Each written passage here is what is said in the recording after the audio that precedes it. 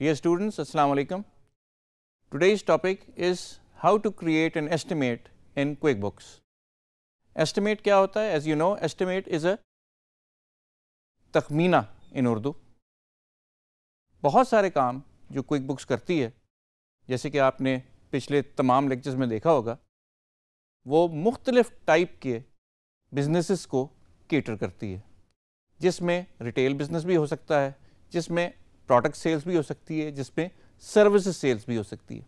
इसके अलावा बहुत सारे ऐसे काम होते हैं जिसमें आप कोई भी प्राइस बताने से पहले उस चीज़ का तखमीना या एस्टिमेट लगाते हैं, और एस्टिमेट लगाने के बाद आप देखते हैं कि कितने दिनों में या किस पीरियड में ये चीज़ कंप्लीट हो सकती है। ये सारी चीज़ें मद्देनज़र रख के आप अपना एस्टिमेट एक प्रपोजल की सूरत में अपने कस्टमर या क्लाइंट को देते हैं। लेकिन कस्टमर या क्लाइंट को एस्टिमेट देने से पहले आपको उन तमाम चीज़ों की कॉस्ट या कीमत का पता होना चाहिए जो उस एस्टिमेट में शामिल हैं। हो सकता है कि आपका प्रोजेक्ट रिटेल मार्केट से हट के कोई घर बनाने का, कोई बिल्डिंग बनाने का या कोई भी ऐसी कंस्ट्रक्शन का हो जिसमें थोड़ा सा अरसा लगता है। जब भी इस तरह की कोई कंस्ट्रक्शन, कोई मेंटेनेंस का काम, कोई घर में कोई छत डालना है, कोई लकड़ी का काम करना है, इन तमाम का जब भी हम एस्टिमेट बनाएंगे तो हम इस्तेमाल करेंगे क्विक का एस्टिमेट का फ़ीचर। एस्टिमेट का फ़ीचर क्विक में हमें तमाम प्रोडक्ट्स की, तमाम सर्विसेज की कॉस्ट बताता है, और based on that cost we can figure out a estimate और a proposal to give to our client और कस्टमर। जो हमारे पास तखमीना होगा, हम उसका कोई ना कोई परसेंटेज मार्जिन रख के अपने कस्टमर या क्लाइंट को अपना एस्टिमेट दे देंगे। एस्टिमेट से हमें क्या फ़ायदा होगा? हमें पता चलेगा कि इस काम को करने में हमारी कितनी कॉस्ट आएगी, क्या हमारी लागत आएगी इस काम को कंप्लीट करने में। उस पर हम अपना प्रॉफिट मार्जिन ऐड करेंगे और अपना एस्टिमेट अपने कस्टमर को दे देंगे।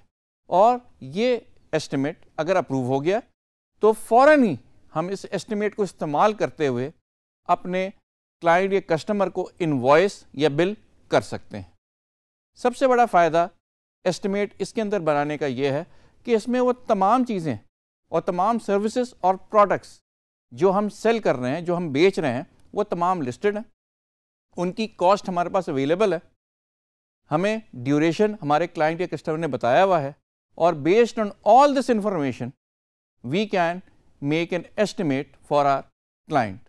याद रहे कि रिटेल बिजनेस में शायद हमें एस्टिमेट बनाने की ज़रूरत ही पेश ना आए, लेकिन बिजनेस की नौइयत देखते हुए हमें ये डिसाइड करना होता है कि क्या हम इस प्रोजेक्ट के लिए एस्टिमेट बनाएंगे या नहीं। और क्योंकि क्विक हर किस्म के बिजनेसेस को कवर कर रहा है, तो उसमें एक बिजनेस टाइप जो ये कवर करता है, उसमें एस्टिमेट एक बहुत ज़रूरी जुज़ है। आइए देखते हैं कि हम क्विक में एस्टिमेट किस तरह से क्रिएट करते हैं। Students, as you know, when we started these lessons of quick the first thing we did was to create a company, and when we created that company, one of the question asked was, are we going to make estimates? And we said yes. हमने जब ये company create की तो उस वक्त हमने जो चीज़ choose की थी वो था कि we are going to create estimates. अगर हमने उस वक्त वो चीज़ चूज़ ना की होती और अब हमें अंदाज़ा होता कि हमें एस्टिमेट बनाने हैं, तो आइए देखते हैं कि हम क्विक में वो किस तरीके से एस्टिमेट की ऑप्शन को ऑन करते हैं। आपको जाना है सबसे पहले एडिट और फिर प्रेफरेंस में, और प्रेफरेंस के अंदर आपको नज़र आएंगे jobs and estimates. Company preference में जाएं and do you create estimate को यस कर दें। जैसे आप यस करेंगे, ओके करेंगे, तो आपके होम पेज के ऊपर कस्टमर पैनल के अंदर एस्टिमेट्स का आइकॉन नज़र आने लगेगा, और जब भी हम एस्टिमेट को क्लिक करेंगे तो हमारे पास एस्टिमेट की स्क्रीन आ जाएगी। याद रहे कि एस्टिमेट बेस करता है हमारे कॉस्ट पे जो हमने अपने प्रोडक्ट्स और सर्विसेज के साथ एसोसिएट की हुई।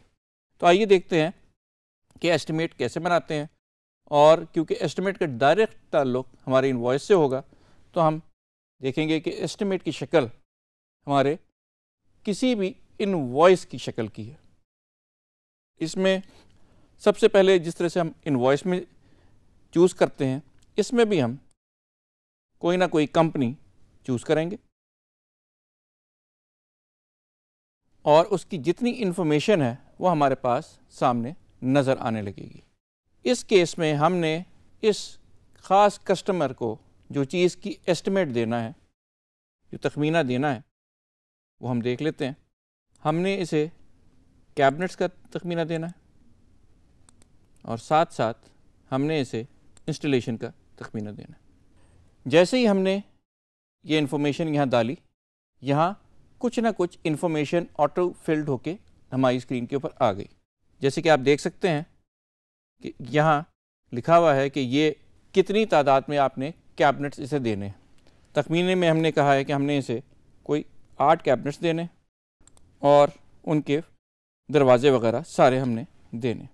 इसी तरह इंस्टॉलेशन हमारी जो होगी उसका भी एक तखमीना हमने इन्हें देना है, और ये इंस्टॉलेशन है कोई 100 स्क्वायर फुट की, वो हमने इन्हें तखमीना दे दिया। इसके सामने आप देख सकते हैं कि एक कॉस्ट का कॉलम है जो हमें नज़र आ रहा है।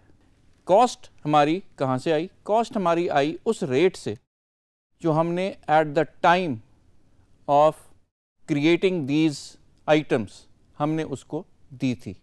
जो भी हमने कॉस्ट दी थी उसके हिसाब से, जो भी हमने रेट दिया था उसके हिसाब से ये कॉस्ट हमारे सामने आ गई है। इस कॉस्ट को अब हमने अपना जो टेम्पलेट है वो चेंज किया है। टेम्पलेट हम अब प्रपोजल वाला लेकर आए हैं। इसमें आपको वो रेट भी नज़र आ रहा है जो हमने एट द टाइम ऑफ, जैसे कि आपको याद होगा, हमने क्रिएशन इसको दिया था। रेट हमारा 72 था। ये हमने इसके ऊपर अपने क्वांटिटीज़ डाली हैं और ये जो अमाउंट आपको नज़र आ रही है ये अमाउंट हमारी कॉस्ट की अमाउंट। ये सारी कॉस्टें हमने इधर डाल दी हैं और ये जो आपको यहाँ सामने अमाउंटें नज़र आ रही हैं, ख़ास तौर पे ये वाली अमाउंट, ये वाली प्राइस की अमाउंट है। हमने जब ये चीज़ क्रिएट की तो हमने उस वक्त इसको बताया था कि इसका रेट ये होगा और इसका जो प्राइस होगी वो उससे थोड़ी ज़्यादा होगी, तकरीबन 20% हमने उसमें इजाफ़ा रखा था।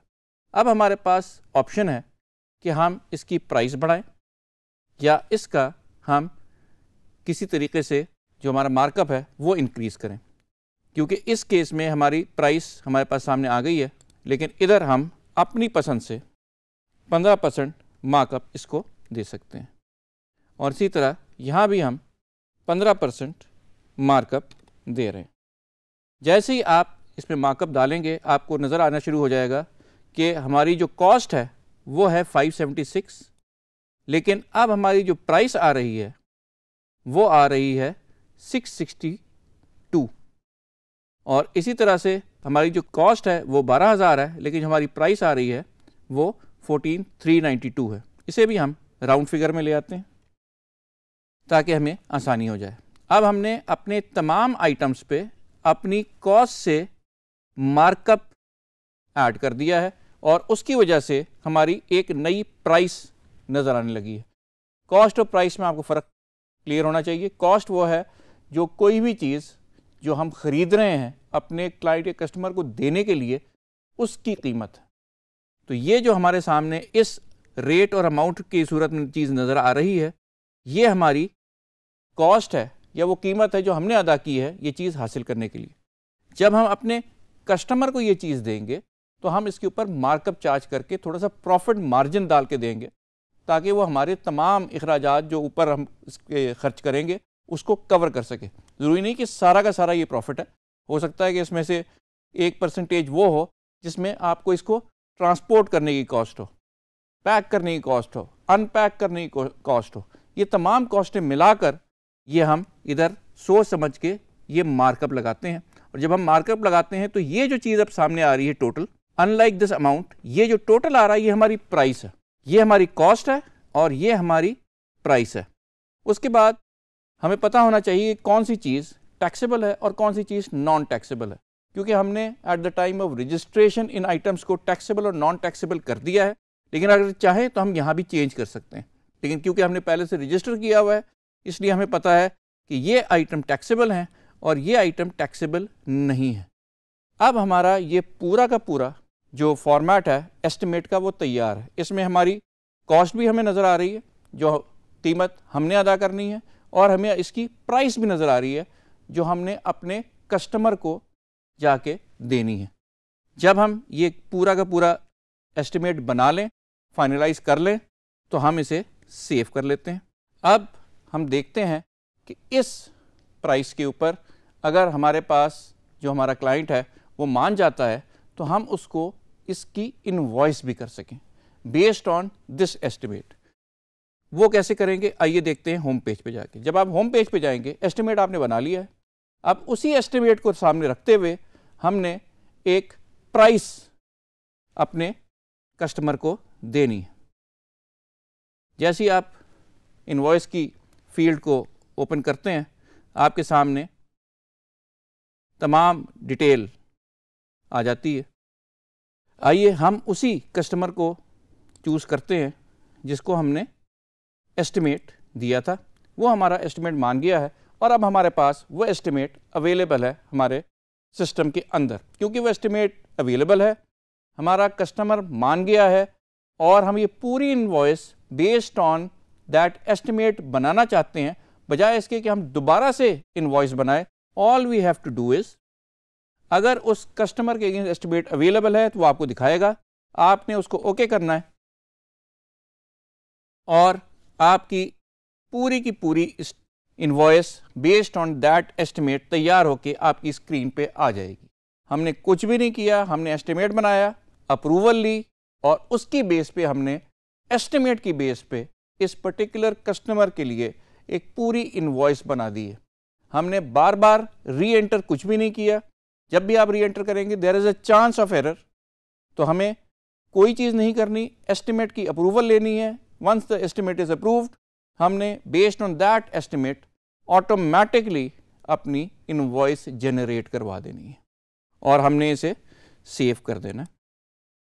और ये हमारा ये पूरा का पूरा सिलसिला एस्टिमेट से लेके इनवॉइसिंग तक कंप्लीट हो गया।